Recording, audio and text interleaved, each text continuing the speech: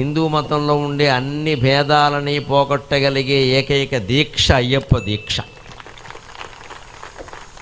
అందుకని నాకు ఆ దీక్ష వాళ్ళు పిలిస్తే చాలా ఆనందంగా ఉంటుంది. సమైక్యాన్ని నిలబడుతున్నారు. కులభేదం లేదు, ప్రాంత భేదం లేదు, కులభేదం లేదు. ప్రధానంగా ఎక్కడ అయ్యప్ప స్వాములు భోజనం చేస్తున్నా పక్కన ఆయన్ని స్వామి స్వామి అంటారు తప్పితే నువ్వు ఏ కులం స్వామి అని అనరు. అసలు ఆ మాటే రాదు. మొత్తం హిందూ ధర్మంలో ఈ కులం అనేది రద్దు అవ్వగలిగితే అప్పుడు హిందుత్వం మొత్తం బాగుంటుంది, భారతదేశం మొత్తం బాగుంటుంది.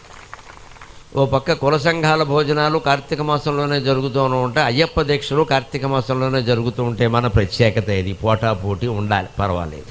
ఏది గొప్పదో ధర్మం నిర్ణయిస్తుంది.